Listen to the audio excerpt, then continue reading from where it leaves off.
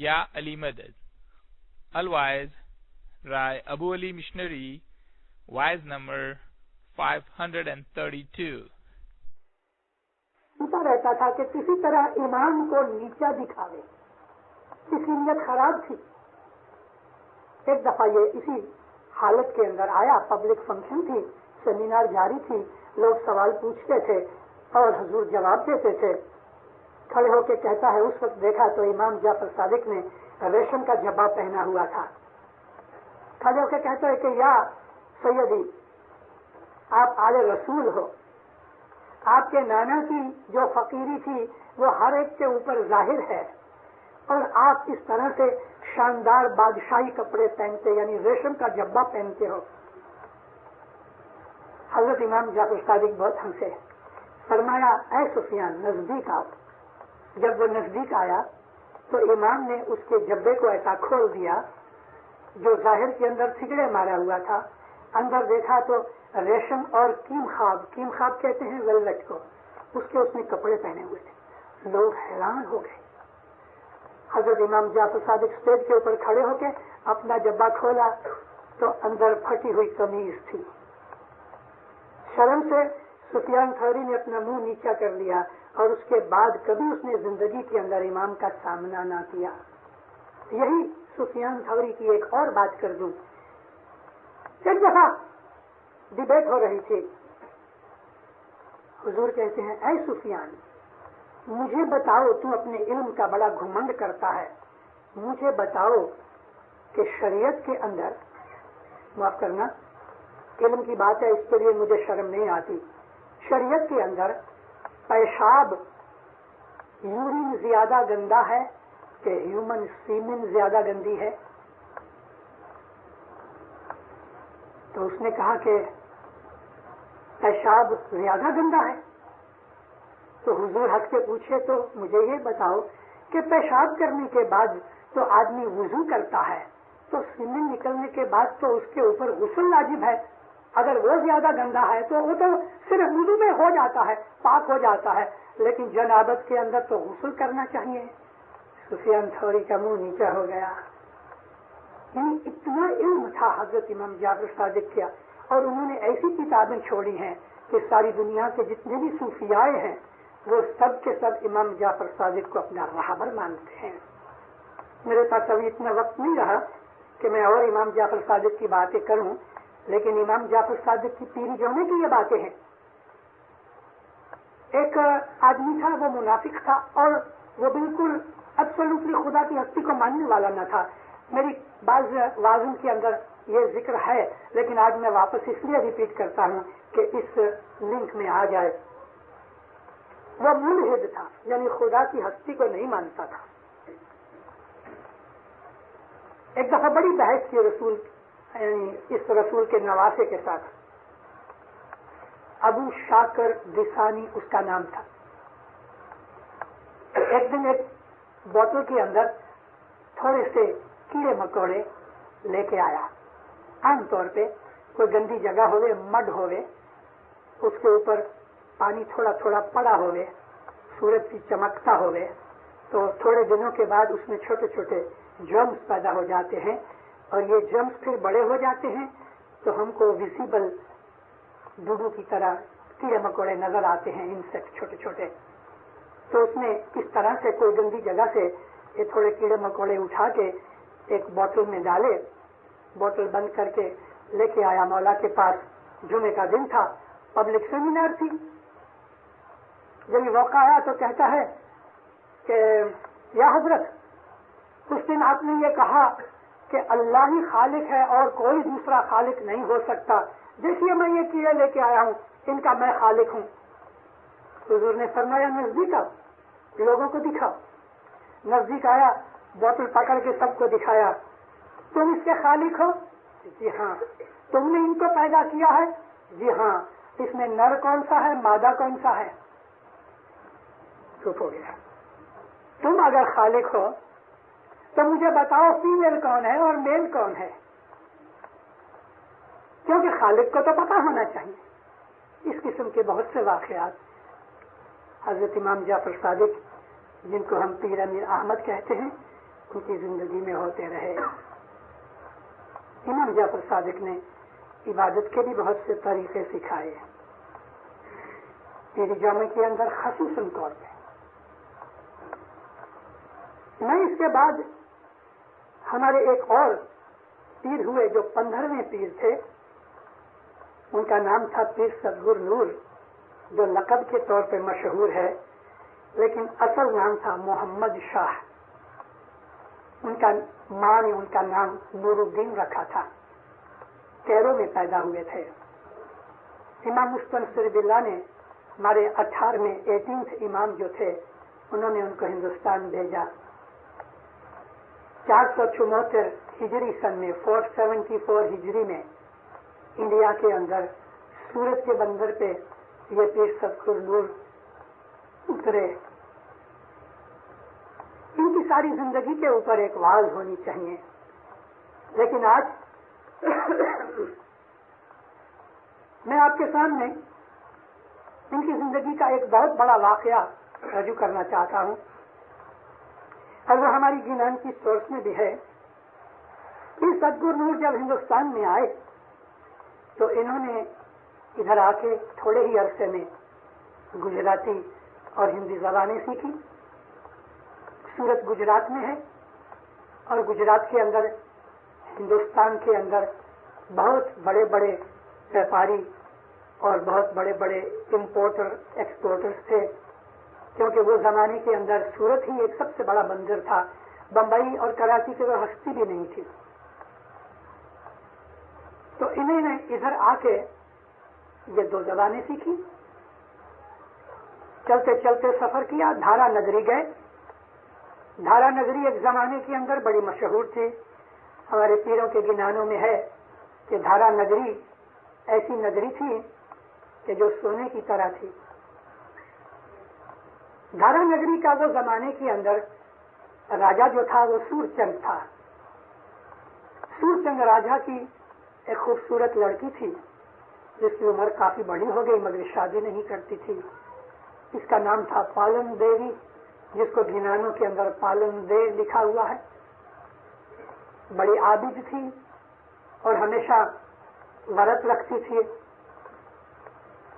اور جب یہ ورت رکھتی تھی تو اس وقت ہرن کا گوشت اپنے ہاتھ سے پکا کے چکھتی تھی، یہ اس کی ٹیک تھی۔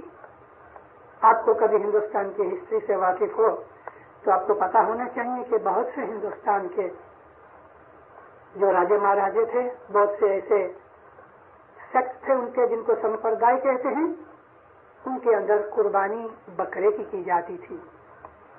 پانڈووں کے زمانے کے اندر گائے کی قربانی کرتے تھے۔ یہ ہندو گوشت نہیں کھاتے۔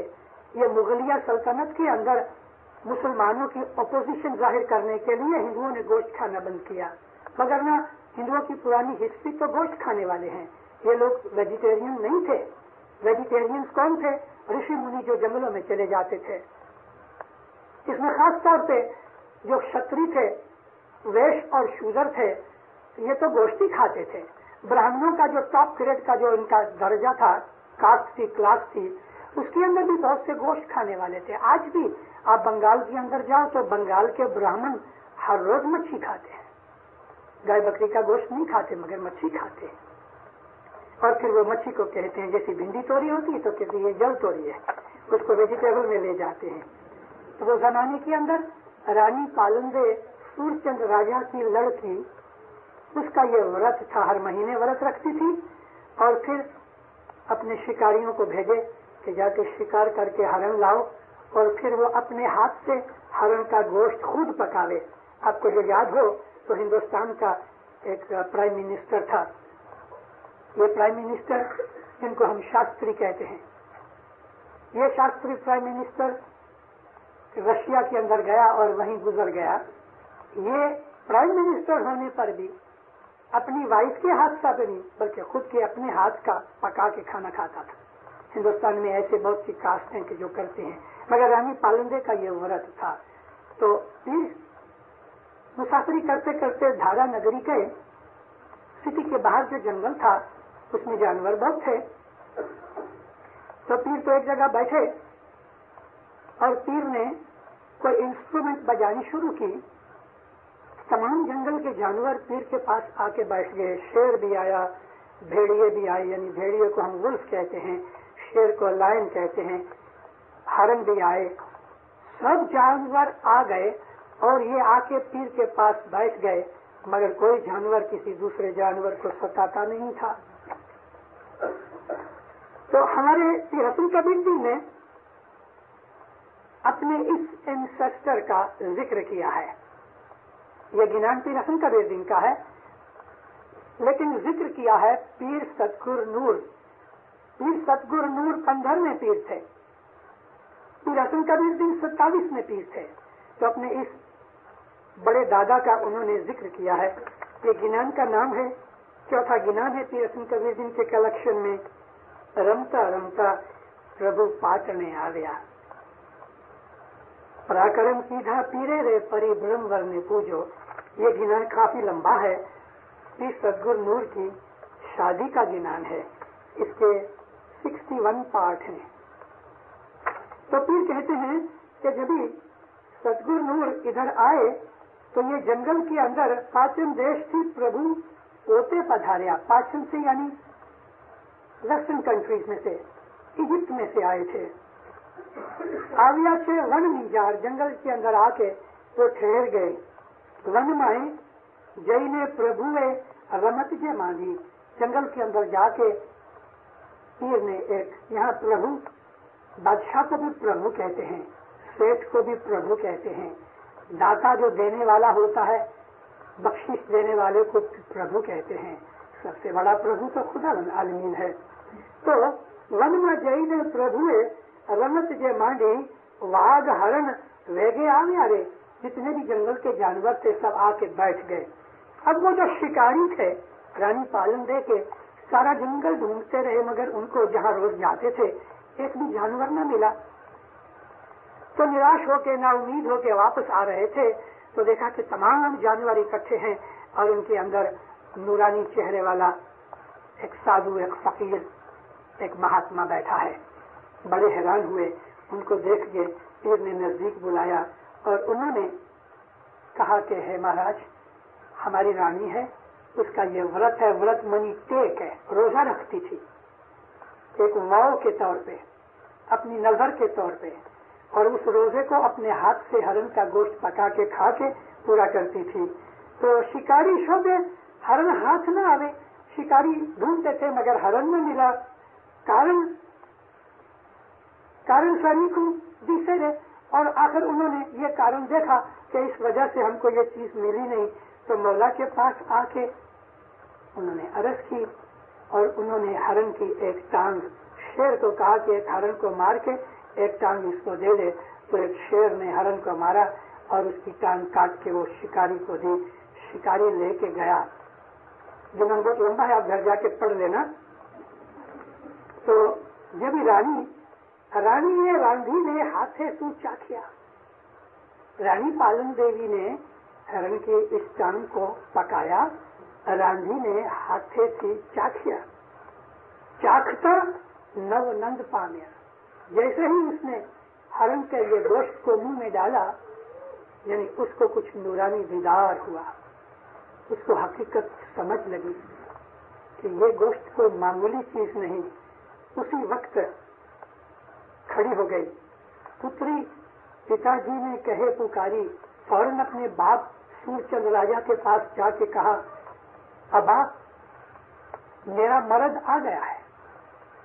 وہ اس کو اور اس کی ماں اس کو ہمیشہ بولتے کہ بھائی تو بڑی ہو گئی, تو کچھ شادی کر لے. کتنے مانگے آتے تھے راجاؤں مہاراجاؤں کے, وہ ہمیشہ منع کرتی تھی. لیکن ہرن کا گوشت کھاتے ہی اس کی آنکھیں کھل گئی, انتر کی آنکھیں کھل گئی.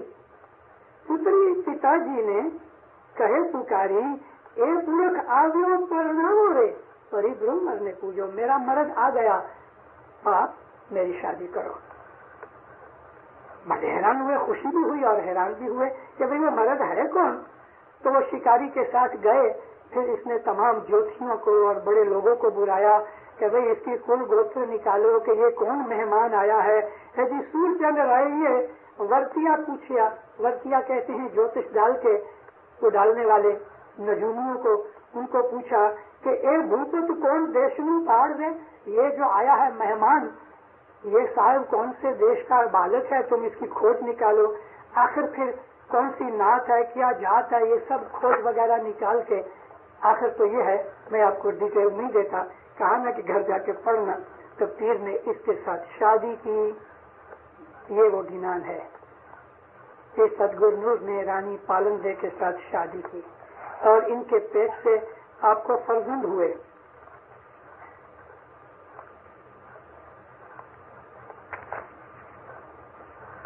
سدگرو نور کے بعد ان کا ایک فرزند تھا جو محمد شاہ تھا، یہ ہمارے 16ویں پیر ہوئے، یہ رانی پالن دے کے پیٹ سے ہوئے۔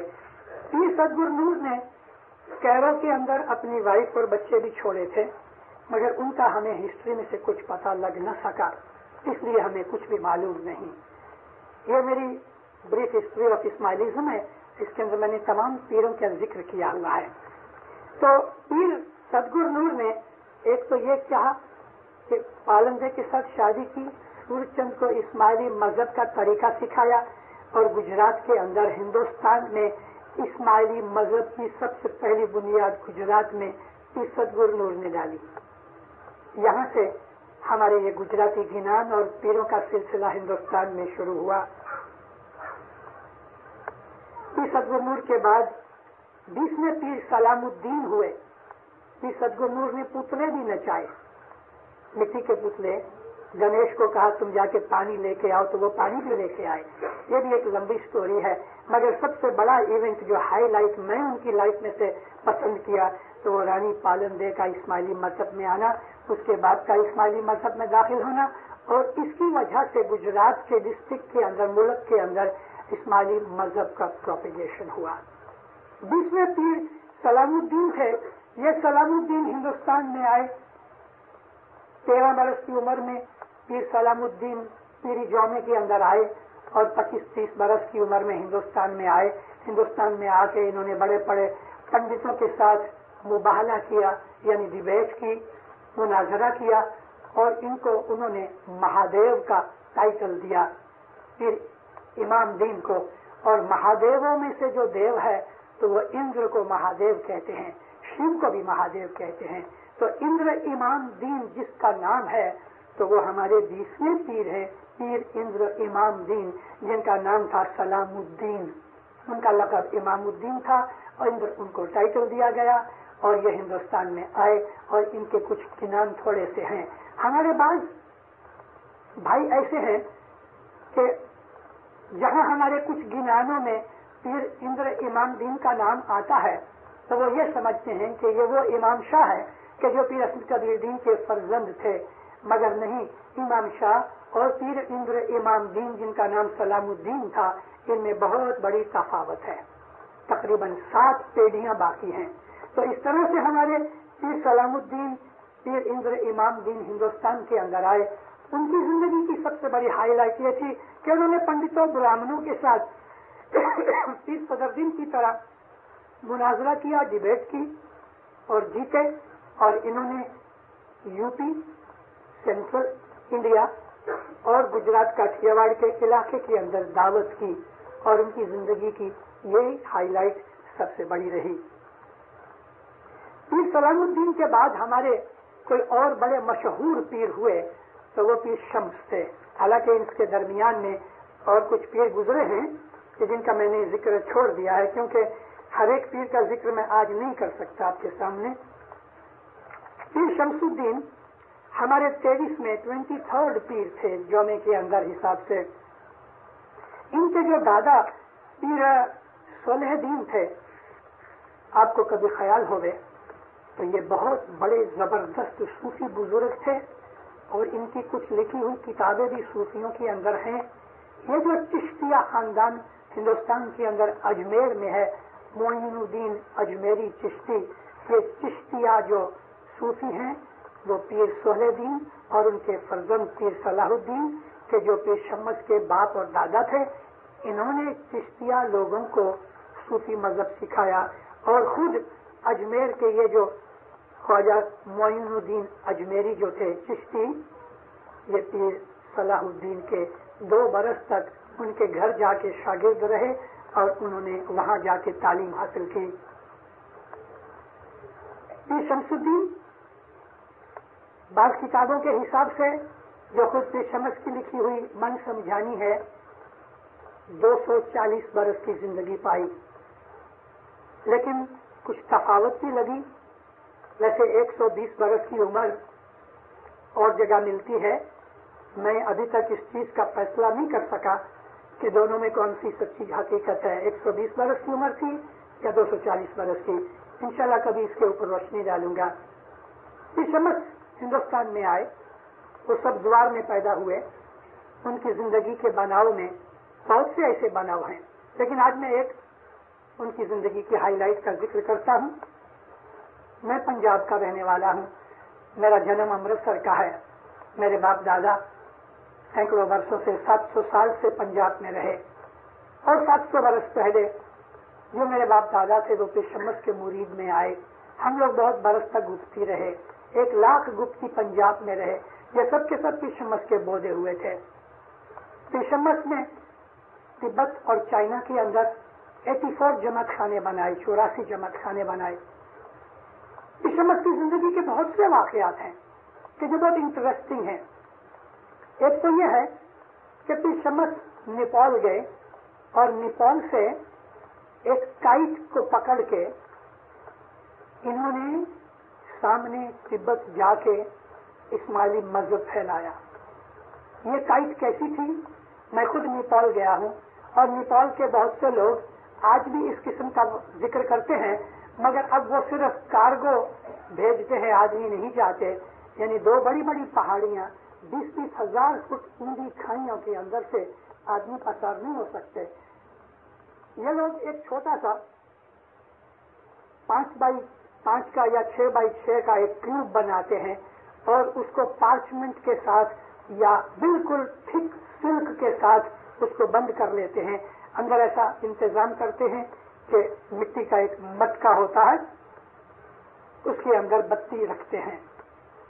ये बत्ती जब जलती है और सारे सब कुछ बंद होता है तो बत्ती के जलने से ऑक्सीजन जल जाती है और कार्बन गैस जो है वो लाइट होने की वजह से ये सारे का सारा 6x6 का क्यूब उड़ जाता है। इसके नीचे गोंडोले की तरह रस्सियां बांध के छोटा सा नीचे एक बास्केट रखते हैं, इसमें अपना सामान रखते हैं और हवा की डायरेक्शन देख के इधर से इसको छोड़ देते हैं। इसकी एक डोरी बहुत लंबी होती है, यहाँ तक कि ये कभी ऐसा मान लो कि 500 के 1000 फुट ऊपर होता है तब भी डोरी लटकती रहती है। और फिर ये सामने की तरफ चले जाते हैं और वहां के लोग ये डोरी को पकड़ लेते हैं और जरा खींचते हैं तो ऊपर से हवा एस्केप होती है तो ये गोंडोला नीचे आ जाता है। पीर शमस ने गिनान में लिखा है कि पीर पोपट रूपे चाइना गया।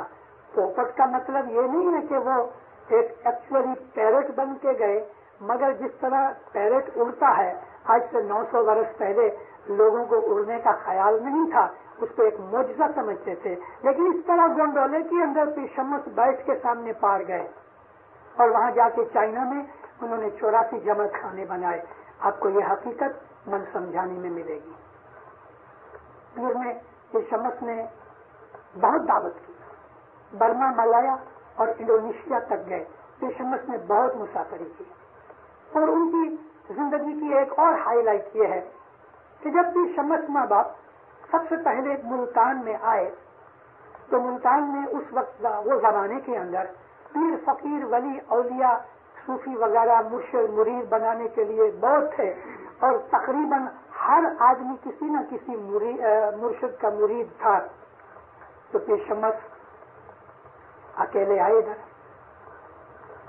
जब अकेले आए तो मुल्तान में गांव के बाहर एक छोटी सी झोंपड़ी बनाई, एक झाड़ के नीचे रहना शुरू किया। शुरू में पहले अकेले थे, चंद्रभान सूरभान बाद में मिले, बिल्कुल अकेले थे।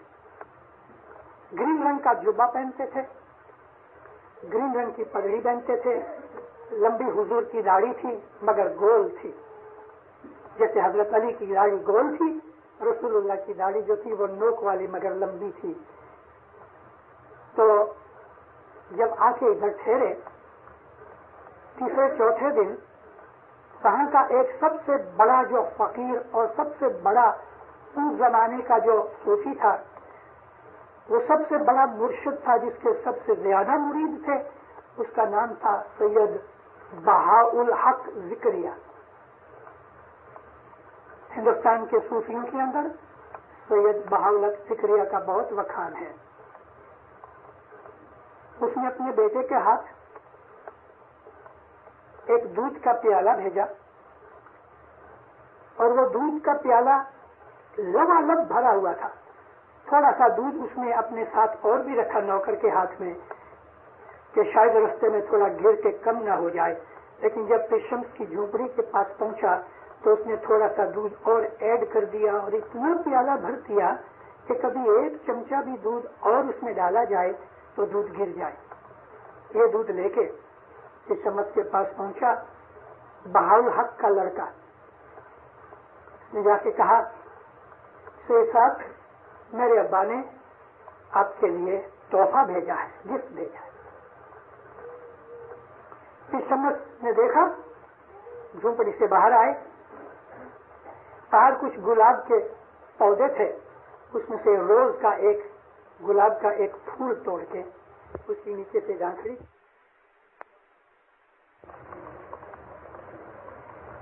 جب پیشمس نے اس کو یہ حکم کیا کہ ابھی اپنے ابا کے پاس واپس جا کے بھیج دو تو وہ تو حیران ہو گیا، لیکن حکم ہوا تھا واپس لے آیا. پیشمس کے پاس جو لوگ بیٹھے تھے انہوں نے پوچھا یا حضرت یہ کیا معاملہ ہے؟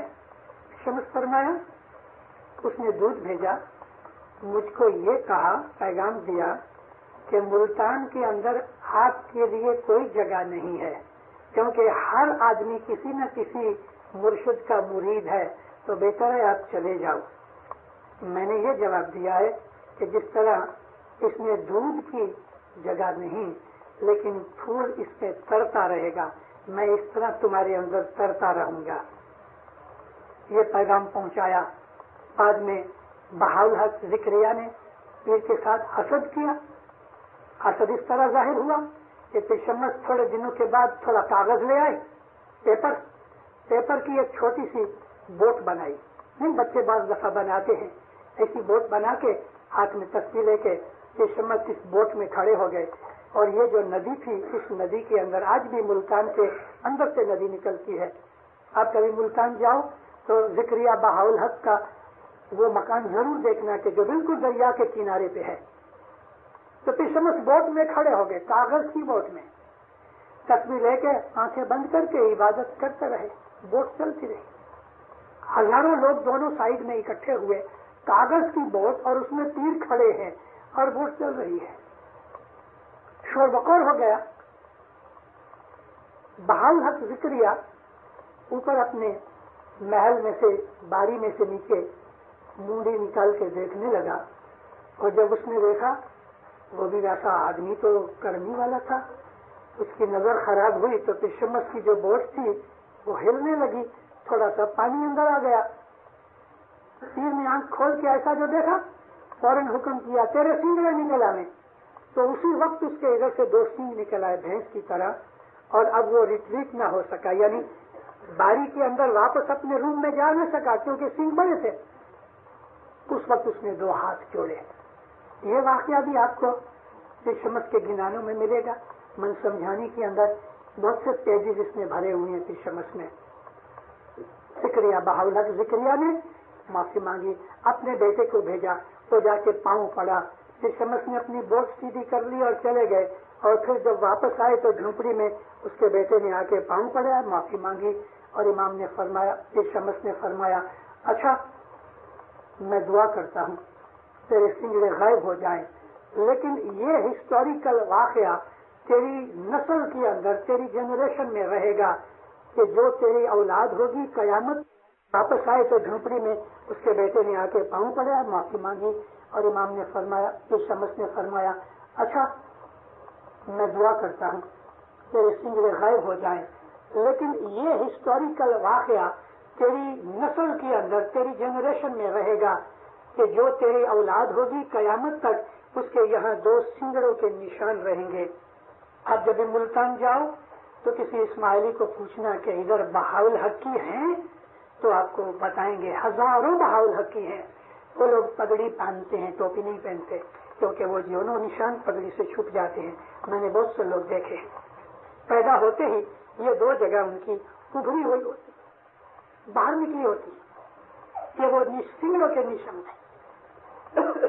پیر شمس نے اس طرح بہت سی اسماعیلی مذہب کی دعوت کی، اور ان کی زندگی کے 2 واقعات میں نے آپ کو بیان کیے ہیں، اور پیر شمس کے بنائے ہوئے ہمارے مذہب کے یہ کریا کرم وغیرہ آج تک چلی آتی ہے۔ اب پیر شمس کے گنان پڑھو تو اپنے مذہب کی تمام ریت رسم و رواج آپ کو ان کے گنانوں میں سے ملے گی۔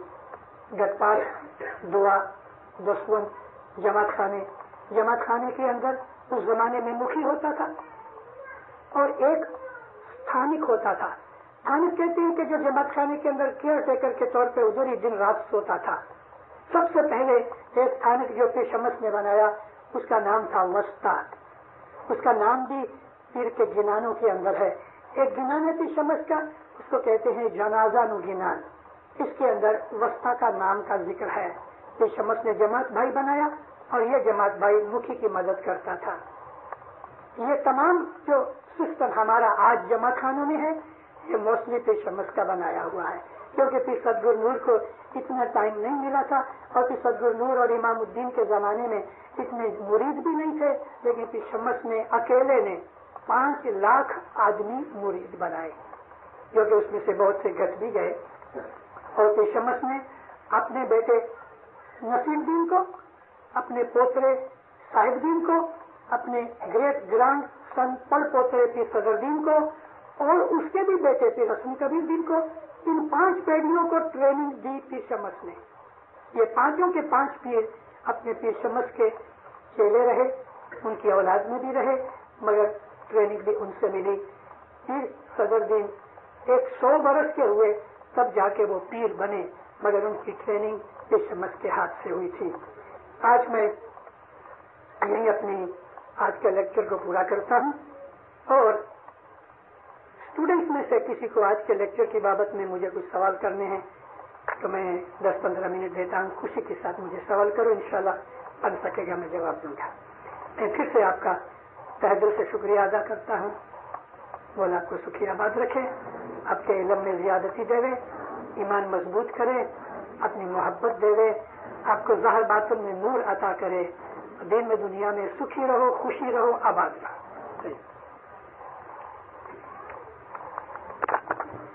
پیر شمس بن صلاح الدین Sabzwari was our peer, but Shams Tabriz was son of our Imam Alauddin Muhammad, so they are 2 different personalities.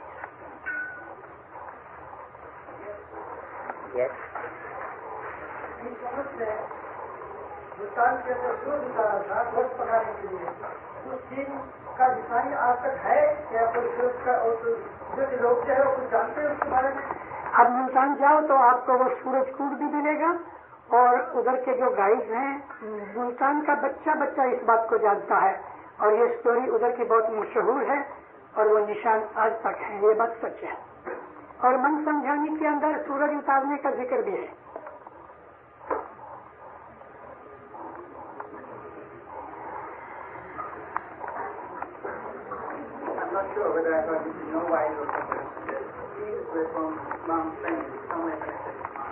That is true. Peers are always and have always been from Imam's family. They cannot be from outside because they are also Ahl Rasul.